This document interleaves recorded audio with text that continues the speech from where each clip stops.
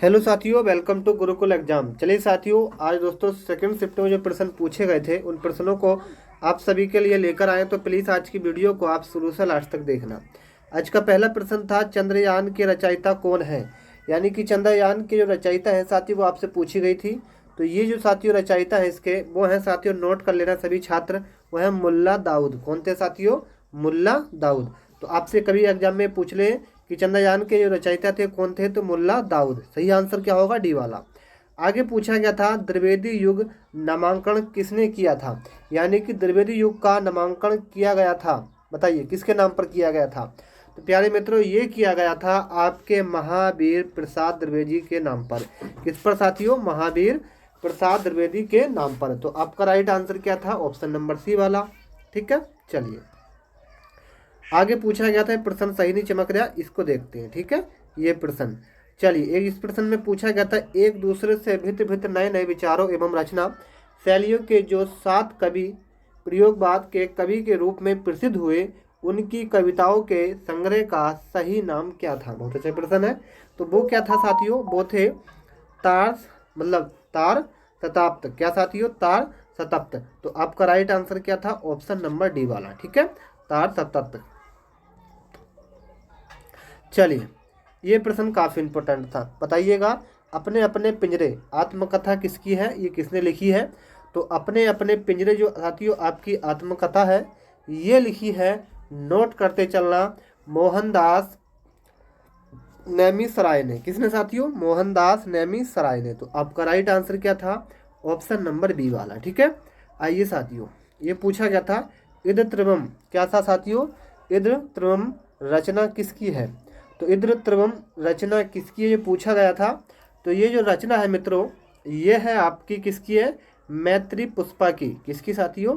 मैत्री पुष्पा की। तो आपका राइट आंसर क्या था? मैत्री पुष्पा। ठीक है, चलिए आगे पूछा गया था, कौन सा उपन्यास बाल कृष्ण भट्ट का है।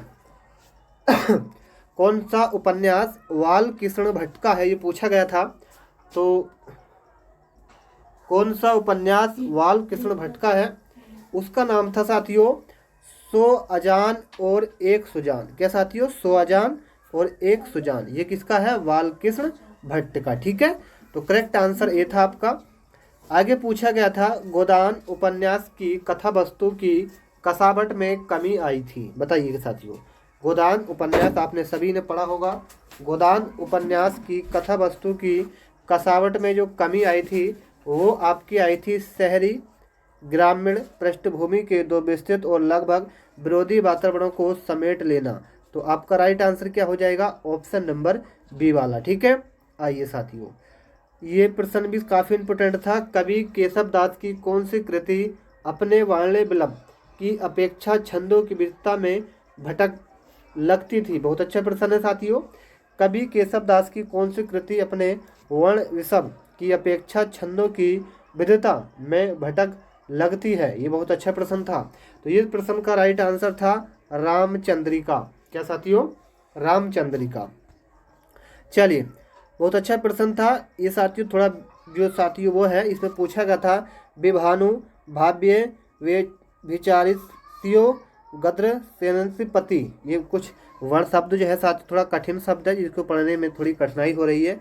लेकिन ये पूछा था, इसका सूत्र किसका है। ये सूत्र जो है साथियों, स्क्रीन पर आप देख पाएंगे, ये सूत्र कितना बड़ा है। ये पूछा था किसका है।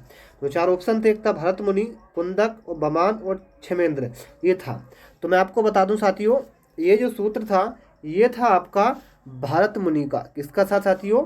भरत मुनि का। तो आपका राइट आंसर क्या था मित्रों? आपका ऑप्शन नंबर ए बिल्कुल सही आंसर था। आगे आपसे पूछा गया था, आदर्श मतलब आदर्श हिंदी शिक्षक के लिए आवश्यक है। आदर्श हिंदी शिक्षक के लिए आवश्यक है, ये आपसे पूछा गया था मित्रों। इस प्रश्न का राइट आंसर क्या हो जाएगा? एक तो व्याकरण का ज्ञान, हिंदी साहित्य का ज्ञान, शुद्ध उच्चारण करना। तो आपका राइट आंसर क्या हो जाएगा? डी वाला। ठीक है, तो correct answer option number D आपका बिल्कुल सही आंसर हो जाएगा मित्रों। एक प्रश्न था, नाटक शिक्षण की उपयुक्त विधि आपसे पूछी गई थी। नाटक शिक्षण की उपयुक्त आपसे विधि पूछी गई थी मित्रों। तो ये थी आपकी कक्षा अभिनय प्रणाली। क्या साथियों, कक्षा अभिनय प्रणाली। बहुत अच्छा प्रश्न था, ये काफ़ी इंपॉर्टेंट प्रश्न था। चलिए एक प्रश्न था, लोक मंगल की भावना के सर्वश्रेष्ठ कवि इनमें से कौन से हैं? लोक मंगल की भावना के सर्वश्रेष्ठ कवि इनमें से कौन से हैं?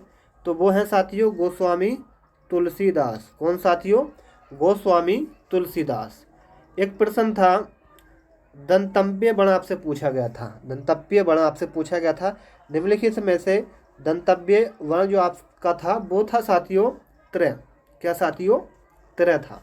ठीक है। चलिए एक पूछा था तत्सम शब्द। तत्सम शब्द क्या होते हैं साथियों? मैं आपको बता दूं, जो संस्कृत भाषा से बदलाव होते हैं, मतलब बदले जाते हैं। जैसे कि मतलब जो साथियों हिंदी भाषा से लिए गए शब्द होते हैं वो तद्भव होते हैं। तो यहाँ पर पूछा गया था तत्सम। तो तत्सम क्या होता है साथियों? ऊंट। ठीक है। तत्सम क्या होगा साथियों? ऊंट। आपसे पूछा गया था हिंदी शब्दकोश में पहले आने वाला शब्द कौन सा था? हिंदी शब्दकोश में पहले आने वाला जो शब्द था वो आपसे पूछा गया था। तो वो कौन सा था साथियों? वो था आपका वक्त। क्या साथियों? वक्त। ठीक है। करेक्ट आंसर ए था आपका। ठीक है। चलिए एक मित्र प्रश्न था कि मोक्ष की इच्छा करने वाला वाक्यांश के लिए सही शब्द क्या होगा? यानी कि एक शब्द। तो मोक्ष की इच्छा करने वाले को हम क्या कहेंगे? उसको कहेंगे मुमुक्ष। क्या साथियों? मुमुक्षु। मुमुक्षु। ठीक है। राइट आंसर सी था। चलिए एक प्रश्न आगे था, बहुत अच्छा प्रश्न था। हिंदी शब्दकोश में आ किस वर्ण से पहले आता है? हिंदी शब्दकोश में। ठीक है। तो ये आपका तो ये तो सभी जानते होंगे, इससे पहले क्या आता है? आ आता है। तो इसके बाद में क्या आता है? ये आता है। तो आपका राइट आंसर क्या था मित्रों? करेक्ट आंसर था ए। ठीक है। ये वाला, ये राइट आंसर था। चलिए एक प्रश्न काफी उपकार को ना मानने वाला, तो उपकारी हो जाएगा। उपकार को ना मानने वाला क्या होगा साथियों? कृतघ्न। क्या होगा साथियों? उपकार को मानने वाला तो उपकारी हो जाएगा, लेकिन यहाँ पर ना शब्द जोड़ा गया है तो कृतघ्न आपका राइट आंसर हो जाएगा, यानी कि शत्रु। ठीक है। चलिए ये प्रश्न था, ताजमहल का अद्भुत नमूना है, रिक्त स्थान की पूर्ति कीजिए। ताजमहल क्या है साथियों? एक किसका अद्भुत नमूना है? तो ये है साथियों आपका स्थापत्य कला का। किसका साथियों? स्थापत्य कला का। ठीक है। ताजमहल स्थापत्य कला का एक क्या अद्भुत नमूना है। तो राइट आंसर आपका डी हो जाएगा। ये तो साथियों कुछ महत्वपूर्ण प्रश्न, कैसे लगे कमेंट में बताइएगा। और आपने चैनल को सब्सक्राइब नहीं किया है तो प्लीज़ आप हमारे चैनल को सब्सक्राइब जरूर कर लें, बेल आइकन ऑन भी कर दें, ताकि आपको डेली वीडियो का नोटिफिकेशन सबसे पहले मिलता रहे। ठीक है। चलिए आगे पूछा गया था, प्राकृतिक पर्यावरण में सम्मिलित होता है। प्राकृतिक पर्यावरण में सम्मिलित जो होता है मेरे मित्रों, वो आपका क्या होता है? बहुत अच्छा प्रश्न है। ये होता है जैव और अजैव। ठीक है। तो राइट आंसर क्या हो जाएगा? जैव और अजैव। तो आपका राइट आंसर बी हो जाएगा। ठीक है। चलिए आइए साथियों प्रश्न नंबर 5 पर, बहुत अच्छा प्रश्न है, नोट करिएगा कि निम्नलिखित में से कौन सा सीखने के नियम में सम्मिलित नहीं है, नहीं जुड़ा हुआ है, ये पूछा गया है। तो निम्नलिखित में से कौन सा सीखने के नियम में सम्मिलित नहीं है मेरे प्यारे मित्रों? वो होता है आपका खेल। खेल क्या होता है साथियों? ये एक सीखने पे सम्मिलित नहीं होता। बाकी अभ्यास सीखा जाता है, तत्परता और प्रभाव सब कुछ सीखा जाता है, लेकिन खेल क्या होता है? एकदम आप खेलने चले जाते हैं तो वहाँ पर खेलने की सीखने की प्रक्रिया सम्मिलित नहीं होती। तो आपका राइट आंसर सी हो जाएगा, आपने नोट कर लेना। चलिए शैशवावस्था मानव विकास की प्रमुख अवस्था होती है। तो शैशवावस्था मानव विकास की प्रमुख जो अवस्था होती है मेरे मित्रों, वो प्रथम होती है, यानी कि प्रथम अवस्था कौन सी होती है? शैशव अवस्था। ठीक है। तो करेक्ट आंसर ए हो जाएगा। चलिए साथियों प्रश्न काफी इंपोर्टेंट था, बालक के व्यक्तित्व की नींव किस अवस्था में पड़ती है? तो बालक के व्यक्तित्व की जो नींव होती है वो मेरे मित्रों वो पड़ती है बचपन अवस्था में। ठीक है। शैशव अवस्था में तो आप किसी व्यक्तित्व की नींव समझा नहीं सकते, क्योंकि बचपन है, छोटा बच्चा है। गर्भ तो जब गर्भ में है तो क्या सीख पाएगा, लेकिन बचपन जब आपका होता है उसमें आपके व्यक्तित्व, आपके सब कुछ की नींव बताई जाती है कि कैसे बच्चे को पढ़ाना है, समझाना है, सब कुछ आपका व्यक्तित्व पर निर्भर करता है, किस तरह का व्यवहार आपको करना है। तो आपका राइट आंसर बचपन अवस्था इस प्रश्न का सही आंसर हो जाएगा। आइए मित्रों आगे पूछा गया था, पियाजे के अनुसार संज्ञात्मक विकास की अवस्थाओं को बांटा गया है कितने भागों में, ये पूछा गया था। तो पियाजे के अनुसार संज्ञात्मक विकास की अवस्थाओं को जो बांटा गया है वो बांटा गया है 4 भागों में। कितने में साथियों? 4 भागों में। तो आपका राइट आंसर हो जाएगा ए वाला। चलिए आ जाइए प्रश्न नंबर 9 पर। बहुत अच्छा प्रश्न है कि अनुकरण की प्रक्रिया में सर्वप्रथम शिशु अनुकरण करता है। तो अनुकरण की प्रक्रिया में सर्वप्रथम शिशु जो अनुकरण करता है वो मेरे प्यारे मित्रों करता है शब्दों का। किसका साथियों? शब्दों का। तो आपका राइट आंसर शब्दों का हो जाएगा। समझ पाएंगे आप सभी छात्र? चलिए वीडियो को लाइक, चैनल को सब्सक्राइब कर लें। ऐसा कोई छात्र नहीं होगा जिसको ये नहीं पता होगा कि मास्टर ग्रंथि के नाम से जाना जाता है, तो उसको हम पीयूष ग्रंथि भी कहते हैं। कहाँ होती है? हमारे सिर के अंदर होती है, जो हमारे विकास करती है, तो इसको हम कहते हैं पीयूष ग्रंथि भी कह देते हैं, और इसको ये मास्टर ग्रंथि भी कह देते हैं। तो आप समझ पाएंगे, राइट आंसर डी हो जाएगा। चलिए, बालक की प्रथम पाठशाला कौन सी होती है? परिवार, समाज, विद्यालय या? तो मैं आपको बता दूं, प्रथम जो पाठशाला होती है वो आपका परिवार ही होगा। पहले आप परिवार में रहेंगे, फिर आप विद्यालय जाएंगे, फिर आप समाज में जाएंगे। तो पहली पाठशाला साथियों परिवार होती है, ये आप सभी जानते हैं। ठीक है, पहले आप परिवार में तो रहेंगे, कैसे व्यवहार सब कुछ आप कैसे सीखेंगे, सब परिवार में। चलिए और आपको बताते हैं प्रश्न नंबर जो आपका 12 है उसको आपको बताते हैं कि बालक का सामाजिक विकास प्रभावित होता है। बालक का, जी हाँ साथियों, बालक का जो सामाजिक विकास होता है वो किस पर प्रभावित होता है? सामाजिक पर, परिवार से, विद्यालय से, या इनमें से सभी से? तो मैं आपको बता दूं, बालक का सामाजिक जो विकास होता है मित्रों वो आपका सामाजिक आर्थिक स्तर से भी होता है, विद्यालय से भी होता है, परिवार से भी होता है। तो आपका right answer all of these हो जाएगा। तो राइट आंसर डी हो जाएगा, आप समझ पाएंगे। चलिए, सृजनात्मकता की पहचान होती है। सृजनात्मकता की जो पहचान होती है वो आपकी होती है नवीन परिणाम से। किससे साथियों? नवीन परिणाम से। तो आपका राइट आंसर नवीन परिणाम हो जाएगा। आइए साथियों, हम करके सीखते हैं। किसने कहा? हम जो है वो करके सीखते हैं, ये पूछा गया है। तो ये पूछा गया है सिम्प्स। तो ये दोस्तों सिम्पसन ने, किसने साथियों? हम करके सीखते हैं। अगर कोई काम आप करके सीखेंगे तो कितना अच्छा लगेगा, और दूसरे से करवाएंगे जब सीखेंगे तो आप अच्छा नहीं लगेगा, लेकिन अब खुद करेंगे तो उसकी प्रैक्टिस भी आपको सबसे अच्छा आपको सीख पाएंगे कि आप खुद करके सीखें। तो ये कहा था सिम्पसन ने। ठीक है, तो राइट आंसर आपका सी हो जाएगा। चलिए साथियों, पूछा गया समस्या बालक है। क्या है साथियों?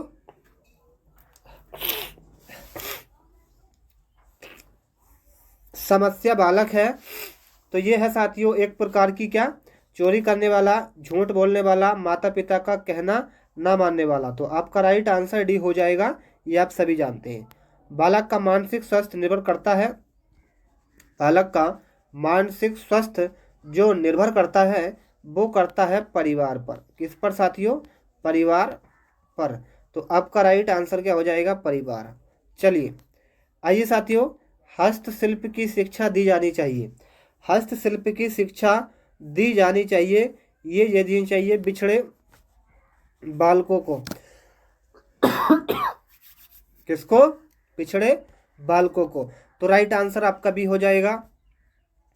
निरीक्षण विधि में किया जाता है। निरीक्षण विधि में जो किया जाता है वो किस चीज़ का अध्ययन किया जाता है? मैं आपको बता दूं, निरीक्षण विधि का जो अध्ययन होता है मित्रों वो आपका होता है किसका? दूसरे के व्यवहारों का अध्ययन। किसका साथियों? दूसरे के व्यवहारों का अध्ययन। तो राइट आंसर हो जाएगा सी। आइए मित्रों, सतत व्यापक मूल्यांकन में व्यापक शब्द का अभिप्राय क्या है? सतत व्यापक मूल्यांकन में व्यापक शब्द का जो अभिप्राय है मेरे मित्रों वो है आपका, नोट करते चलना, एक तो संज्ञात्मक और सह संज्ञात्मक। तो राइट आंसर आपका सी हो जाएगा। ठीक है, सी वाला। चलिए आइए आगे। ब्रेल लिपि का प्रयोग निम्नलिखित में से किनके द्वारा